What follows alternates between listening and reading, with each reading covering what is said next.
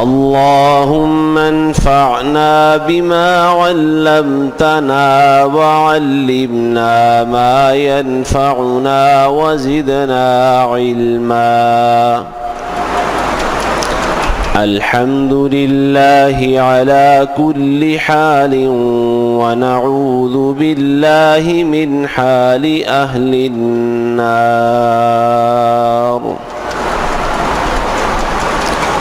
رب أعوذ بك من همزات الشياطين وأعوذ بك رب أن يحضرون.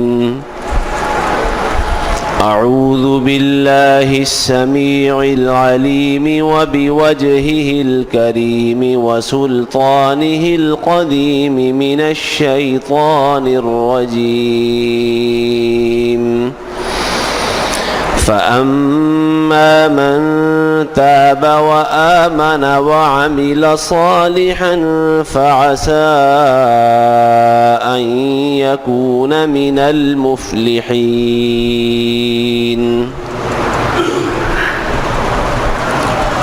تو جس شخص نے توبہ کی، اللہ پر ایمان لایا اور اس نے نیک عمل شروع کر دیے، امید ہے کہ یہ فلاح پانے والوں میں سے ہوگا، کامیاب ہونے والوں میں سے ہوگا۔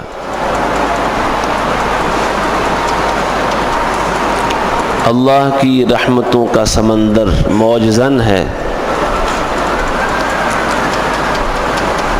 اللہ ہمیشہ ہی رحمان اور رحیم ہے، ارحم الراحمین ہے، لیکن رمضان المبارک اللہ کی رحمتوں کا خاص موسم اور سیزن ہے۔ اللہ کی رحمت کی قدر کرنے والے اس کی رحمت کے استقبال اور حصول میں ہر وقت محنت اور کوشش کر رہے ہیں۔ اس موقع کو غنیمت جانتے ہوئے کہ شاید دوبارہ زندگی میں یہ موقع آئے یا نہ آئے، وہ دن رات اللہ کو راضی کرنے میں، اللہ سے اپنے گناہوں کی معافی حاصل کرنے میں، اللہ رب العزت سے دعائیں کرنے میں، اس کی اطاعت اور عبادت کرنے میں ایک کیے ہوئے ہیں۔ اور حقیقت یہی ہے، انسان عام طور پر یہ لمبی لمبی امیدیں اور آسیں قائم کر لیتا ہے، مگر حقیقت یہی ہے کہ زندگی انسان کے ساتھ وفا نہیں کرتی۔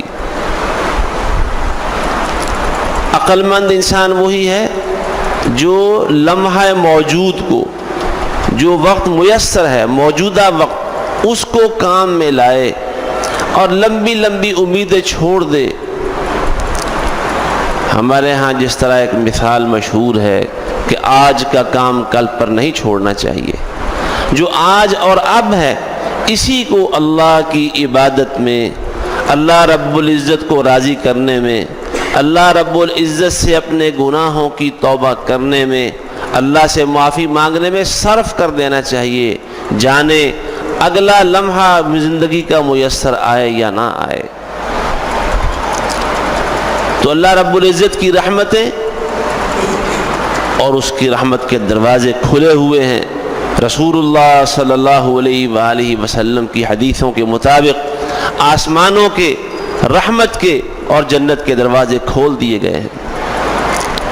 تو جو لوگ اللہ کی رحمت کے امیدوار ہیں، وہ کون لوگ حقیقت میں کون ہیں؟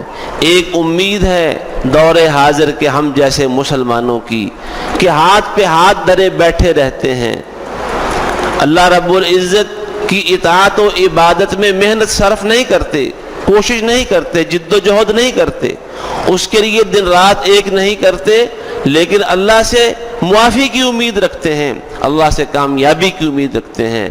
ایسا شخص وہ دھوکے میں پڑا ہوا ہے، اسے اس کے نفس نے دھوکہ دیا ہوا ہے، کیونکہ اللہ سے اس کی رحمت کی امید اور اللہ کے عذاب کا ڈر، یہ دو ایسی چیزیں ہیں کہ ایک دوسرے کے ساتھ جڑی ہوئی ہیں، ان کو علیحدہ نہیں کیا جا سکتا۔ جس طرح سکے کے دو رخ ہوتے ہیں، ایک رخ کو دوسرے رخ سے الگ نہیں کیا جا سکتا، اسی طرح اللہ رب العزت کی رحمت کی امید اور اللہ رب العزت کے عذاب کا ڈر، یہ دونوں ساتھ ساتھ چلتے ہیں۔ اللہ نے سورہ الحجر میں یہ بات ارشاد فرمائی، خاص طور پر نبی علیہ الصلاۃ والسلام کو حکم دیا کہ اے میرے پیغمبر، میرے بندوں کو آگاہ کر دو، نبئ عبادی انی انا الغفور الرحیم وان عذابی هو العذاب العلیم، میرے بندوں کو بتا دیجئے کہ میں ہی ہوں وہ، کہ میں غفور ہوں بہت بخشنے والا، اور میں رحیم ہوں بہت زیادہ رحم کرنے والا ہوں۔ دوسری بات کون سی؟ وَأَنَّ عَذَابِي هُوَ الْعَذَابُ الْعَلِيمُ، اور میرا عذاب ہی دردناک عذاب ہے۔ اللہ نے جہاں اپنے غفور اور رحیم ہونے کی خبر دی ہے، وہاں ساتھ ہی اپنے عذاب سے بھی خبردار کر دیا ہے۔ محمد الرسول اللہ صلی اللہ علیہ وسلم اللہ کی طرف سے بشیر اور نذیر بن کر آئے ہیں۔ بشیر یعنی اللہ کی رحمتوں کی خوشخبری سنانے والے، نذیر اللہ کے عذاب سے ڈرانے والے۔ اور اللہ اپنے بندوں کی باتیں کرتے ہوئے قرآن میں یہ بتاتا ہے کہ وہ اللہ سے دعائیں کرتے ہیں، یدعون ربہم خوفا وطمعا، وہ اللہ سے دعا کرتے ہیں تو اللہ کا ڈر بھی ان کے دلوں میں ہوتا ہے اور اللہ کی رحمت کی امید بھی رکھتے ہیں۔ لہذا ایک مومن صادق، ایک سچا مومن جس کو اس کے نفس نے اور شیطان نے دھوکہ نہیں دیا ہوا، وہ وہی شخص ہے جو اللہ سے معافی کی امید بھی رکھے اور اللہ رب العزت کے عذاب کا خوف بھی رکھے۔ یہ حدیث پہلے بھی بیان کی گئی، اس میں جو بات نکتہ ہے وہ یہ کہ جب بندہ گناہ کرنے کے بعد اللہ سے توبہ کرتا ہے، معافی مانگتا ہے، تو اللہ فرشتوں سے کہتا ہے کہ دیکھو میرے بندے کو معلوم ہے، اسے یقین ہے کہ میں اس کا رب ہوں، میں گناہوں کی سزا بھی دیتا ہوں اور میں گناہ معاف بھی کرتا ہوں۔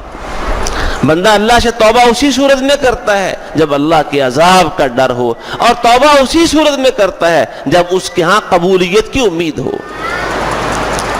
تو اللہ رب العزت نے فرمایا، یہ سورہ القصص کی آیت ہے، آیت نمبر 67، فَأَمَّا مَن تَابَ وَآمَنَ وَعَمِلَ صَالِحًا فَعَسَىٰ أَن يَكُونَ مِنَ الْمُفْلِحِينَ، جس نے اللہ سے توبہ کر لی، توبہ شرط ہے، اللہ کی طرف واپس آ گیا، گناہ کر کر کے، غلطیاں کر کر کے، اللہ کی نافرمانی کر کے وہ اللہ سے دور چلا جاتا ہے۔ اور ہاں جو گناہ ہیں یہ بندے کے اور اس کے رب کے درمیان دیواریں اور پردے حائل کر دیتے ہیں۔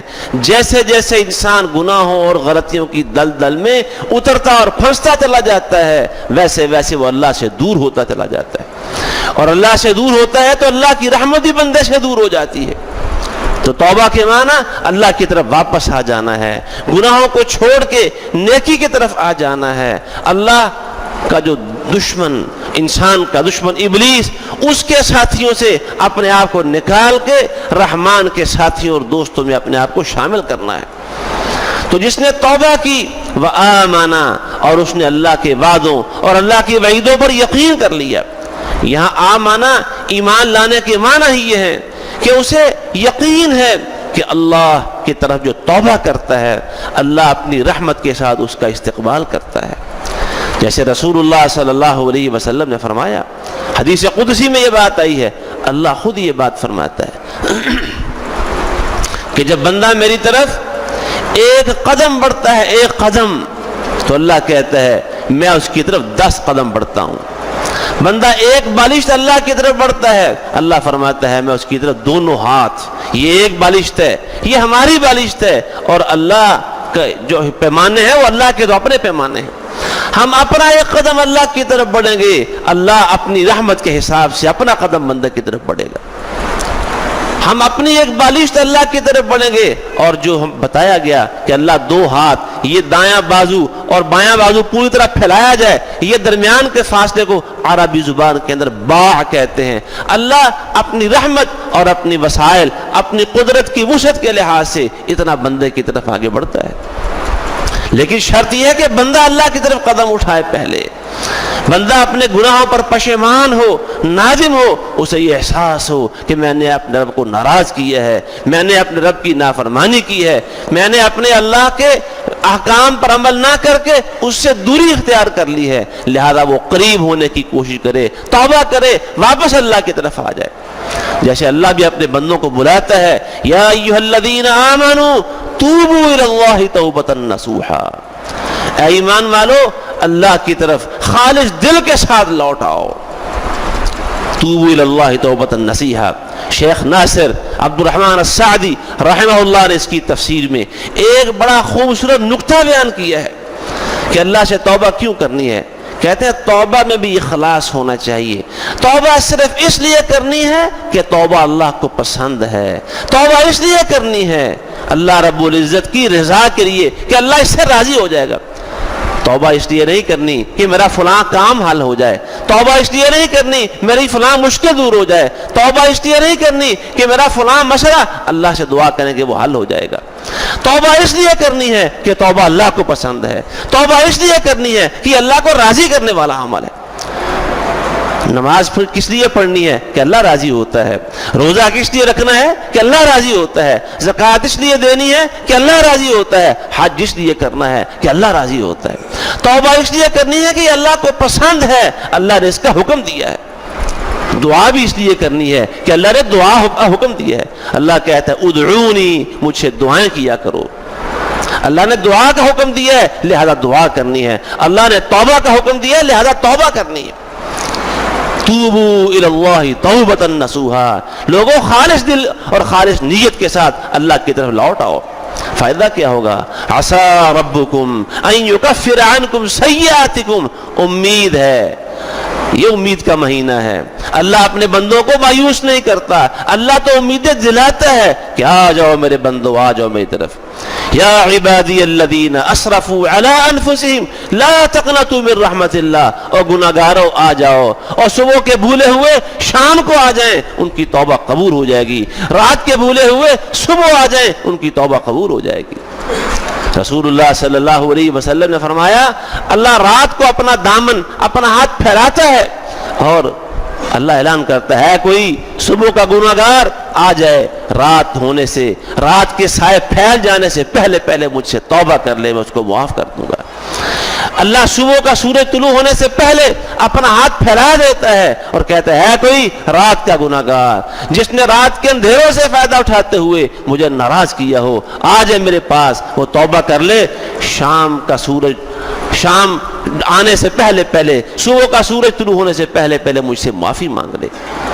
اللہ گناہگاروں کو بلاتا ہے آ جاؤ، عسى ربکم ان یکفر عنکم سیئاتکم، امید ہے کہ اللہ تمہارے گناہ، تمہاری برائیاں اور جو تمہاری مشکلات ہے ساری کی ساری مٹا دے گا۔ اللہ سے توبہ کرو، توبہ کرنی ہے۔ توبہ انسان کب کرتا ہے؟ کی صورت میں دو ہی باتیں ہیں، اللہ سے معافی کی امید کے ساتھ، اور توبہ اصل میں توبہ پر ابھارنے والی چیز کون سی ہوتی ہے؟ وہ اللہ کے عذاب کا ڈر ہے، اللہ کے عذاب کی گرفت ہے، اللہ رب العزت کا خوف اور خشیت ہے جو انسان کو توبہ پر ابھارتا ہے۔ رسول اللہ صلی اللہ علیہ وآلہ وسلم نے وہ جو غار والوں کا قصہ سنایا، اس میں ایک وہ شخص جس کے پاس ایک عورت قرض لینے کے لیے آتی ہے اور وہ اس کو برائی کی دعوت دیتا ہے کہ قرض ملے گا لیکن ساتھ میری خواہش اور میری حاجت پوری کرنا ہوگی۔ اس کے پاس کوئی راستہ نہیں تھا، اس کی وہ بات ماننے کے علاوہ چارہ کوئی نہیں تھا۔ جب اس نے اپنا ارادہ اس کے ساتھ برائی کا ظاہر کیا، تیاری کی، وہ عورت رو رہی تھی، کانپ رہی تھی۔ اس نے اس کو پوچھا رونے کی وجہ کیا ہے؟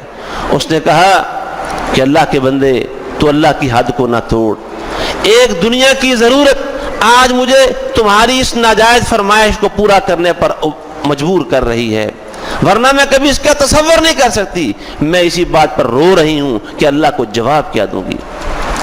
رسول اللہ صلی اللہ علیہ وسلم نے فرمایا اس کا جسم کانپ رہا تھا اور اس کی آنکھیں آنسوؤں میں ڈبائی ہوئی تھیں، وہ رو رہی تھی۔ وہ آدمی جو قرض دے کر اپنا مطالبہ پورا کرنے کی کوشش کر رہا تھا، اس نے اس کو چھوڑا، پیسے دے دیے اور کہا کہ یہ اللہ کی رضا کے لیے تمہیں دے رہا ہوں اور تم گواہ ہو جانا، میں اللہ سے معافی مانگ رہا ہوں، اللہ سے توبہ کر رہا ہوں۔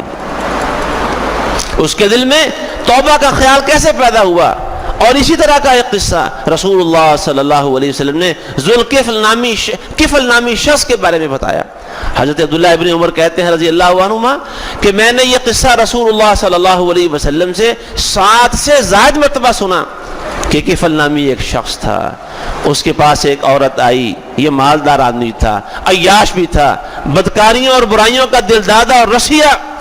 قرض لینے کے لیے آئی. اس نے بھی اس کے سامنے وہی بات رکھی, قرض تو مل جائے گا لیکن میری خواہش پوری کرنا ہوگی. وہ عورت بھی رو رہی تھی, ڈر رہی تھی, کانپ رہی تھی. یہ کفل بھی کانپ گیا, ڈر گیا اور اس نے اللہ سے توبہ کی. اس کو کہنے لگا کہ علاقے کے سارے لوگ وہ تو میری توبہ کا یقین نہیں کریں گے, لیکن تو جانتی ہے کہ میں ڈر گیا ہوں, میں اللہ سے توبہ کر رہا ہوں. یہ پیسے لے جا اور کل قیامت کے دن اللہ کے ہاں گواہی دینا کہ یا اللہ کفل نے زندگی کے سارے گناہوں سے توبہ کر لی تھی. وہ عورت اور لڑکی کا رونا, دل سے اللہ کا خوف کھانا اور جسم کا کانپنا, یہ دوسرے شخص پر اثر انداز ہوتا ہے اور وہ توبہ پر آمادہ ہوتا ہے. اس کے دل میں خیال آیا کہ اس نے ابھی گناہ کیا ہی نہیں اور ویسے بھی مجبور ہے, دل کی خوشی سے گناہ نہیں کر رہی, یہ رو رہی ہے, ڈر رہی ہے. اے کفل, تمہیں کیا ہو گیا ہے کہ تو ساری زندگی اللہ کی نافرمانی میں ڈوبا رہا ہے اور آج تک تمہارے دل میں اللہ کے ڈر کی لہر تک پیدا نہیں ہوئی. وہ ڈر گیا اللہ رب العزت سے, دل میں خوف پیدا ہو گیا. اس نے اللہ سے توبہ کی اور اللہ رب العزت نے بھی اس کی توبہ کو اتنا پسند کیا. جانے اس نے کس انداز سے اللہ کو منایا ہوگا, جانے کس طریقے سے اللہ رب العزت کو راضی کیا ہوگا, کیا انداز اختیار کیا ہوگا. صبح لوگوں نے اس کے گھر کی دہلیز کے اوپر یہ تختی لکھی ہوئی اپنی آنکھوں سے دیکھی, ان اللہ قد غفر للکفل, اللہ نے کفل کو معاف کر دیا ہے. تو توبہ انسان کب کرتا ہے؟ جب دل میں اللہ کا ڈر پیدا ہوتا ہے, اللہ کا خوف پیدا ہوتا ہے اس بات پر کہ میں نے اللہ کو ناراض کیا ہے, میں نے اپنے اس محسن حقیقی اور منعم حقیقی کی نافرمانی کی ہے. انسان کا دل ڈر جاتا ہے, اللہ کی گرفت سے, اللہ کے عذاب سے خوف کھاتا ہے. اور یہی تو متقین کا وصف ہے. قرآن میں اللہ کہتا ہے والذین اذا فعلوا فاحشة او ظلموا انفسهم ذکروا اللہ فاستغفروا لذنوبهم ومن یغفر الذنوب الا اللہ. جب ان سے بے حیائی کا کام ہوتا ہے, جب ان سے اللہ کی نافرمانی ہوتی ہے, اللہ کی حد ٹوٹ جاتی ہے, تو پھر ذکر اللہ, وہ اللہ کو یاد کرتے ہیں. یہاں اللہ کی یاد کرنے کے معنی آیت کے سیاق و سباق سے جو سمجھ میں آتے ہیں وہ یہ, انہیں اللہ کا عذاب یاد آ جاتا ہے, انہیں اللہ کی گرفت یاد آ جاتی ہے کہ اللہ رب العزت نے اگر پکڑ لیا. اور اللہ رب العزت کی شان تو یہ ہے, اللہ قرآن میں فرماتا ہے لوگوں تمہیں جو بھی مصیبت آتی ہے فَبِمَا كَسَبَتْ أَيْدِيكُمْ, وہ تمہارے ہاتھوں کی کمائی کی وجہ سے آتی ہے. وَيَعْفُو عَنْ كَثِيرٍ, اور اللہ زیادہ تر تو ویسے ہی درگزر کرتا رہتا ہے, معاف کرتا رہتا ہے. یہ کبھی کبھی اس کا قانون جرم و سزا حرکت میں آتا ہے تو تمہیں کسی نہ کسی مشکل میں اور مصیبت میں ڈال دیتا ہے, ورنہ زیادہ آتا ہے تو اللہ نظر انداز کر دیتا ہے. اللہ حلیم ہے, درگزر کرنے والا ہے. قرآن میں سورہ النحل اور سورہ فاطر میں 2 مقامات پر اللہ نے یہ بات فرمائی ہے, اگر اللہ انسانوں کے گناہوں پر فی الفور گرفت کرنے لگ جائے, ادھر گناہ ہوا ادھر اللہ کا قانون جرم و سزا حرکت میں آیا, اگر یوں شروع ہو جائے ما ترک علیہا من دابۃ, تو تمہیں زمین پر کوئی زندہ نظر ہی نہ آئے. لیکن اللہ ڈھیل دیتا ہے, ایک وقت مقرر تک مہلت دیتا رہتا ہے. وہ مہلت کیوں دیتا ہے؟ تاکہ صبح کے بھولے ہوئے شام کو واپس آ جائیں, رات کے بھولے ہوئے صبح کا سورج طلوع ہونے سے پہلے پہلے اللہ کی طرف رجوع کر لیں. اور اسی لیے تو رسول اللہ صلی اللہ علیہ وسلم نے صبح و شام کی دعاؤں میں یہ دعا بتائی جس کو سید الاستغفار کہتے ہیں کہ بندہ صبح بھی استغفار کرے, بندہ شام کو بھی استغفار کرے. اللہم انت ربی لا الہ الا انت خلقتنی وانا عبدک وانا علی عہدک ووعدک ما استطعت اعوذ بک من شر ما صنعت ابوء لک بنعمتک علی وابوء بذنبی. یا اللہ تیری نعمتوں کا اعتراف کرتا ہوں اور اپنے گناہوں کا بھی اعتراف کرتا ہوں. تیری نعمتیں بے انتہا بے حد و حساب, اور ادھر سے میری بے اتنائی اور لاپرواہی بھی حدوں کو پہنچی ہی ہے. یا اللہ میں گناہوں کے اندر, اس کی دلدل کے اندر ڈوبا ہوا انسان. فاغفر لی، لہذا دعا کیا ہے، مطالبہ کیا ہے، یا اللہ مجھے معاف کر دے، فاغفر لی، یا اللہ معاف کر دے، انہ لا یغفر الذنوب الا انت، کیونکہ یہ ایک حقیقت ہے کہ تیرے سوا کوئی معاف نہیں کر سکتا۔ صبح توبہ اور شام کو توبہ۔ نبی کریم صلی اللہ علیہ وسلم نے فرمایا جو شخص دل کے یقین سے صبح یہ دعا پڑھ لے، دن کے کسی حصے میں فوت ہو جائے، اللہ اس کو جنت میں داخل فرمائے گا۔ جو شام کو دل کے یقین کے ساتھ یہ دعا پڑھ لے، رات کو فوت ہو جائے، اللہ اسے معاف کر کے جنت میں داخل کر دے گا، کیونکہ یہ توبہ بری دعا ہے۔ صبح بھی توبہ، شام بھی توبہ، اور اے ایمان والو، ہمیں ہر صبح، ہر شام اور دن کی ہر گھڑی میں اللہ سے توبہ کرتے رہنا چاہیے، کیونکہ میرے اور آپ کے محبوب پیغمبر محمد الرسول اللہ صلی اللہ علیہ وسلم کا حکم ہے، یا ایھا الناس توبوا الی اللہ واستغفروہ، اے لوگو اللہ سے توبہ کرتے رہا کرو اور اللہ سے استغفار کرتے رہا کرو۔ اللہ کی قسم میں دن میں 70 مرتبہ اللہ سے استغفار کرتا ہوں۔ محمد الرسول اللہ صلی اللہ علیہ وسلم جو بخشے بخشائے ہوئے، اللہ ان کو کہتا ہے لیغفر لک اللہ ما تقدم من ذنبک وما تأخر، وہ بخشے ہوئے ہیں، اللہ کی طرف سے ان کے لیے بخشش کا پہلے سے یہ اعلان ہے، اس کے باوجود 70 مرتبہ استغفار کرتے ہیں۔ تو مجھے اور آپ کو اللہ سے کتنی بار استغفار کرنی چاہیے؟ اللہ کے نبی، اور حقیقت یہ ہے اللہ پر ایمان جتنا مضبوط ہوتا ہے، اللہ کے دین کی جتنی پہچان ہوتی ہے، اللہ کے اسماء و صفات کے بارے میں انسان کا ایمان اور یقین جتنا پختہ ہوتا ہے، ہاں اللہ کے اسماء و صفات کا مطالعہ کرنا چاہیے، اللہ کے نام پڑھنے چاہیے، ان کے معنوں پر غور کرنا چاہیے۔ وہ الرحمن ہے، وہ الرحیم ہے، وہ غفور ہے، ودود ہے، حلیم ہے، حنان ہے، منان ہے۔ اس کے ساتھ ساتھ اللہ نے خود فرمایا کہ وہ جبار ہے، وہ قہار ہے، ذو عقاب علیم ہے۔ جہاں اللہ نے یہ فرمایا کہ میں غفور الرحیم ہوں، وہاں اللہ نے یہ بھی بتایا کہ میرا عذاب علیم ہے۔ لہذا اللہ کے اسماء و صفات پر غور کرنا چاہیے اور ان کے معنی کو سمجھ کے اپنے ایمان میں قوت اور یقین پیدا کرنا چاہیے۔ تو جتنا ایمان مضبوط ہوگا، جتنی اللہ کے ناموں کی پہچان ہوگی، جتنی اللہ کے دین کی پہچان زیادہ ہوگی، اللہ کا ڈر بھی اتنا زیادہ ہوگا۔ یہ اللہ کے نبیوں کو دیکھیں، اللہ کے بندوں میں سے، انسانوں میں سے اللہ کو سب سے زیادہ جاننے والے، اللہ پر سب سے زیادہ ایمان رکھنے والے اللہ کے نبی کیسے اللہ کے سامنے روتے ہیں۔ یہ جناب آدم علیہ الصلاۃ والسلام اور ہماری اماں حوا ہیں، اللہ سے دعا کر رہے ہیں، ربنا ظلمنا انفسنا وان لم تغفر لنا وترحمنا لنکونن من الخاسرین۔ یا اللہ ہم اپنی جانوں پر ظلم کر بیٹھے ہیں، یا اللہ اگر تو نے ہمیں معاف نہ کیا تو یا اللہ ہمارا کیا بنے گا، لنکونن من الخاسرین، ہم گھاٹا پانے والوں میں سے ہو جائیں گے۔ یہ ادھر اللہ کے نبی سیدنا نوح علیہ الصلاۃ والسلام ہیں، اللہ سے ایک سوال کر بیٹھے، ایک دعا کر بیٹھے جو اللہ کو پسند نہیں تھی۔ اللہ نے اس پر انہیں ڈانٹ دیا کہ اے نوح، یہ سوال، یہ مطالبہ آج کر لیا ہے، آئندہ زندگی میں کبھی دوبارہ یہ مطالبہ نہ کرنا، اپنے بیٹے کے بارے میں دعا نہ کرنا، اس کے حق میں دعا کرنے کی تمہیں اجازت نہیں ہے۔ پریشان ہو گئے کہ میں نے اللہ سے ایسی بات کی ہے جو اللہ کو پسند نہیں آئی، فوراً کہتے ہیں قال ربی انی اعوذ بک ان اسألک ما لیس لی بہ علم، یا اللہ آئندہ ایسے سوال نہیں کروں گا، تیری پناہ میں آتا ہوں، وَإِلَّا تَغْفِرْ لِي وَتَرْحَمْنِي أَكُن مِّنَ الْخَاسِرِينَ، یا اللہ اگر تو نے مجھے بخشانا اور مجھ پہ رحم نہ کیا میں گھاٹا پانے والوں میں سے ہو جاؤں گا۔ ادھر غلطی ہوئی، ادھر پشیمانی لگ گئی۔ اللہ کے ایک اور نبی موسیٰ اور ہارون علیہ السلام، ذرا ان کی دعاؤں پر غور کریں۔ موسیٰ علیہ السلام طور سے واپس آتے ہیں اور دیکھتے ہیں قوم کا حال کیا ہے، قوم کس گناہ کے اندر پڑی ہوئی ہے۔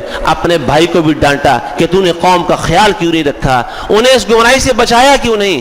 بھائی اپنا ادھر پیش کرتا رہا، اور اس کے بعد جب دیکھا کہ بھائی کا قصور بھی نہیں ہے، بھائی کو اس کے سر کے بالوں سے اور داڑھی سے پکڑ کر جھنجھوڑا بھی تھا قوم کے سامنے، پشیمان ہو گئے، اور اس کے بعد اللہ سے دعا کرتے ہیں فوراً قال رب اغفر لی ولی وادخلنا فی رحمتک وانت ارحم الراحمین، یا اللہ مجھے بھی بخش دے، میرے بھائی کو بھی معاف کر دے اور ہمیں اپنی رحمت میں داخل فرما لے۔ فوراً اللہ سے استغفار۔ موسیٰ علیہ السلام باہر بازار میں نکلے قوم کے لوگ دوپہر کے وقت سو رہے تھے، موسیٰ علیہ السلام کی قوم کا اور فرعون کی حکمران کی قوم کا ایک بندہ آپس میں جھگڑ رہے ہیں۔ موسیٰ علیہ السلام بنی اسرائیل والے شخص کی مدد کے لیے پہنچتے ہیں تو فرعون کے ساتھی کو ایک گھونسا مارا، بندہ مر گیا، پریشان ہو گئے، فوراً کہتے ہیں ھذا من عمل الشیطان، یہ تو شیطان کا کام ہو گیا ہے، میں نے تو یہ نہیں چاہا تھا، میں نے تو نہیں سوچا تھا، یا اللہ شیطان بڑا گمراہ کرنے والا اور بڑا دشمن ہے۔ فوراً کہتے ہیں قال ربی انی ظلمت نفسی فاغفر لی، یا اللہ اپنے آپ پر ظلم کر بیٹھا ہوں، مجھے معاف کر دے۔ اللہ کی پہچان جتنی زیادہ ہوتی ہے، اللہ رب العزت کے اسماء و صفات پر ایمان اور یقین جتنا زیادہ ہوتا ہے، بندہ اتنا زیادہ اللہ سے ڈرتا ہے اور اللہ سے اسی قدر زیادہ معافی مانگتا ہے، استغفار کرتا ہے۔ آج ہمارا ایمان کمزور ہے، اللہ کے اسماء اور صفات کے بارے میں ہمارا علم ناقص ہے، اللہ کے ناموں کا مطالعہ نہیں کرتے، اللہ کے اسماء و صفات پر غور نہیں کرتے، اس لیے دلیر ہیں، گناہوں کے اندر بڑی جرأت پائی جاتی ہے، دیدہ دلیری کے ساتھ بڑی جرأت کے ساتھ اللہ کی نافرمانیاں کرتے ہیں، اللہ کی زمین پر اللہ کا رزق کھا کے، اللہ کی نعمتیں استعمال کر کے اللہ کی نافرمانی کی زمین میں گھستے چلے جاتے ہیں، کیونکہ اللہ کے اسماء و صفات کی پہچان نہیں۔ تو انبیاء کرام علیہم الصلاۃ والسلام کو اللہ کی پہچان زیادہ ہوتی ہے، اللہ کے اسماء و صفات پر ایمان زیادہ ہوتا ہے، لہذا وہ اللہ سے زیادہ معافی مانگتے ہیں۔ ابھی غلطی ہوتی ہے فوراً اللہ کی طرف رجوع کرتے ہیں، دعا کی یا اللہ غلطی ہو گئی، گناہ ہو گیا، معاف کر دے۔ اللہ کہتے ہیں جو ہی موسیٰ نے ہم سے استغفار کی، کہنے لگے ربی انی ظلمت نفسی فاغفر لی فغفر لہ، جیسے جلدی سے اس نے معافی مانگی ہم نے جلدی سے اس کو معاف کر دیا۔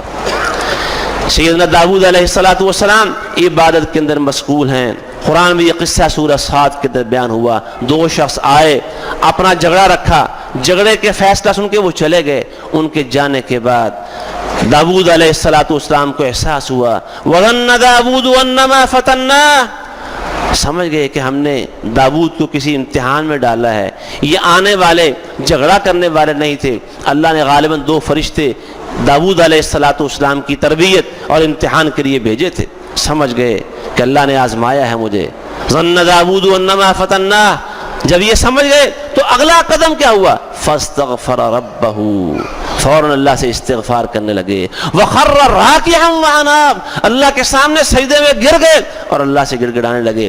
اللہ فرماتا ہے جیسے ہی داؤد ہمارے سامنے سجدے میں گرا استغفار کریے، ہم نے بھی اس کو فوراً معاف کر دیا۔ اور یہی اللہ قرآن میں ایمان والوں کی صفت بیان کرتا ہے، ان کو گناہ، یہ قرآن حدیث میں کہیں نہیں آیا کہ متقین سے گناہ ہوتے نہیں ہیں، قرآن حدیث میں یہ کہیں نہیں آیا، بلکہ ایک حدیث میں یہ بات بھی آئی، حدیث قدسی کے اندر یہ بات، اللہ جس بندے کو یہ توفیق نصیب ہوتی ہے کہ وہ بار بار اللہ سے معافی مانگتا ہے، امید لے کر جاتا ہے، استغفار کرتا ہے، پھر غلطی ہو گئی، پھر احساس پیدا ہوا کہ میں نے اپنے رب کو ناراض کر لیا ہے، پھر استغفار کرتا ہے، اللہ کی دہلیز پہ جا کے اپنا ماتھا رگڑنا شروع کر دیتا ہے، وقت گزرتا ہے، پھر اس کے بعد غلطی ہو جاتی ہے، آخر ابن آدم ہے۔ نبی علیہ السلام نے فرمایا کل بنی آدم خطاؤون، آدم کی ہر بیٹی اور بیٹا یہ گناہ گار ہیں، وخیر الخطائین التوابون، اور گناہ گاروں میں سے بہترین وہ ہیں جو اللہ سے توبہ کرتے رہتے ہیں۔ پھر غلطی ہو گئی، پھر گناہ کی معافی مانگی، توبہ کی، پھر غلطی ہو گئی، پھر توبہ کی۔ اللہ کہتا ہے اے میرے بندے جب تک تو مجھ سے معافی مانگتا رہے گا اور مجھ سے معافی کی امید لے کر آتا رہے گا میں تمہیں معاف کرتا ہی رہوں گا۔ اللہ بندے کو مایوس نہیں کرتا، بس شرط یہ ہے چونکہ اللہ دلوں کے حال جاننے والا ہے، توبہ کرنے والا نیت کے ساتھ اخلاص کے ساتھ توبہ کرے، دل سے اللہ سے معافی مانگے۔ اللہ کی نظر انسان کے دل پر ہے، ان اللہ لا ينظر الى صورکم واموالکم ولكن ينظر الى قلوبکم واعمالکم، اللہ تمہارے مال نہیں دیکھتا، اللہ تمہاری صورتیں نہیں دیکھتا، اللہ تمہارے ارادے دیکھتا ہے، اللہ تمہارے اعمال دیکھتا ہے۔ جب دل میں اللہ کا ڈر پیدا ہوا، اور اللہ کے سامنے آ گیا توبہ اور استغفار کرنے کے لیے، تو اللہ اس بندے کا استقبال کرتا ہے۔ رسول اللہ صلی اللہ علیہ وآلہ وسلم نے فرمایا، مثال کے ساتھ سمجھایا کہ اللہ اپنے بندے کی توبہ سے کتنا راضی ہوتا ہے، کتنا خوش ہوتا ہے۔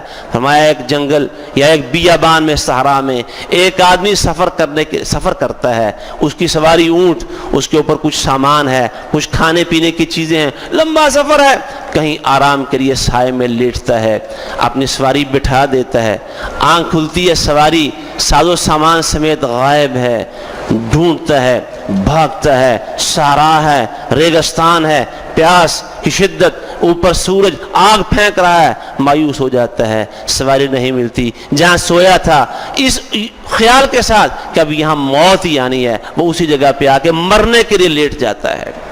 رسول اللہ صلی اللہ علیہ وسلم فرماتے ہیں وہاں لیٹتا ہے تو مرنے کے لیے، اب یہی موت آئے گی، کیونکہ سواری نہیں، پیدل آگے نہیں جا سکتا، واپس نہیں جا سکتا، پیاس ہے، صحرا ہے، آبادی قریب ہے کوئی نہیں، مرنے کے لیے لیٹتا ہے۔ ابھی لیٹا ہی ہے، آنکھیں بند تھیں، آنکھیں کھولتا ہے تو اس کی وہ سامان والی سواری ساز و سامان سمیت اس کے سامنے کھڑی ہوتی ہے۔ فرمایا بتاؤ وہ کتنا خوش ہوگا وہ آدمی اس بات پر کہ اس کی زندگی لوٹ آئی ہے، زندگی کی امید قائم ہو گئی ہے، جتنا یہ اپنی سواری کو واپس آنے پر دیکھ کے خوش ہوتا ہے، اللہ اپنے بندے کو اپنی دہلیز میں واپس آنے پر اس سے زیادہ خوش ہوتا ہے۔ اللہ خوش ہوتا ہے، اللہ تانے نہیں دیتا، اللہ مایوس نہیں کرتا، اللہ کہتے بندے آ گئے ہو، آخر میں ہی تمہارا رب تھا اور میرے پاس ہی تیری جائے پناہ تھی، میرے سوا تمہیں کون پناہ دے سکتا تھا۔ اور ہاں گناہگاروں کو پناہ دینے والی اگر کوئی ذات ہے تو وہ اللہ سبحانہ و تعالیٰ کی ذات ہے۔ ہم گناہگاروں سے نفرت کرتے ہیں اور یہ اس کی شان کریمی ہے، وہ گناہگاروں کو بلاتا ہے، آوازیں دیتا ہے، واللہ یدعو الی الجنۃ والمغفرۃ باذنہ، اللہ کہتا آ جاؤ میں معاف کرنے والا ہوں، مجھ سے معافی بھی لے لو اور مجھ سے میری جنت بھی لے لو۔ آئیے آپ جنت کے سودے کریں اللہ سے، اللہ کو راضی کریں، اپنے گناہوں کی معافی مانگیں۔ اللہ گناہوں کی معافی مانگنے والوں کو اپنی طرف سے یہ اعلان سناتا ہے۔ آئیے یہ اعلان سنیں، اپنے کانوں کے ذریعے سے اپنے دلوں میں یہ اعلان اچھالیں۔ اللہ گناہگاروں کو بلاتا ہے، معافی مانگنے والوں کو بلاتا ہے، گناہوں پر شرمساروں کو بلاتا ہے، گناہوں پر ندامت کے آنسو بہانے والوں کو بتاتا ہے آؤ آؤ۔ اللہ فرماتا ہے وہ گناہوں پر اڑتے نہیں، اصرار نہیں کرتے، روتے ہیں، اللہ کے عذاب سے ڈرتے ہیں، امید لے کر معافی مانگنے اللہ کی دہلیز پہ آ جاتے ہیں۔ اللہ ان کو بدلہ کیا دیتا ہے، اولئک جزاؤہم مغفرۃ من ربہم، سن لو کائنات کے لوگوں، سارے جہانوں کا رب اعلان کرتا ہے کہ میں ان کو معاف کر دیتا ہوں۔ اور میری معافی نہیں، وجنات تجری من تحتها الانہار خالدین فیہا، میرے گناہوں کی معافی نہیں، میں ان پر اپنے ان باغات اور جنتوں کے دروازے کھول دیتا ہوں جن کے درمیان میں نہریں چل رہی ہیں، اور ان باغات میں ہمیشہ ہمیشہ رہیں گے۔ وَنِعْمَ أَجْرُ الْعَامِلِينَ، اور سنو کام کرنے والوں، محنت کرنے والوں کا یہ بدلہ کتنا اچھا ہے۔ تو آئیے یہ مہینہ اللہ سے معافی مانگنے کا مہینہ ہے، اللہ کو راضی کرنے کا مہینہ ہے۔ زندگی گزر رہی ہے، شروع ہوا تھا رمضان، آج پہلا روزہ، گرمی بڑی شدید، حبس کا موسم، لیکن آج 19واں روزہ گزار رہے ہیں۔ 2 عشرے گزر گئے، کہاں گئے؟ یہ زندگی برف کی طرح پگھل رہی ہے۔ شیخ غزالی، امام غزالی رحمہ اللہ نے اپنی کتاب کے اندر لکھا ہے کہ میں نے ایک شخص کو برف بیچتے ہوئے دیکھا تو مجھے زندگی کی حقیقت سمجھ میں آ گئی۔ اس کی برف پڑی ہوئی تھی، پگھل رہی تھی، وہ کہہ رہا تھا لوگوں اس آدمی پر رحم کرو جس کی اصل زر، اصل سرمایہ پگھلتا چلا جا رہا ہے۔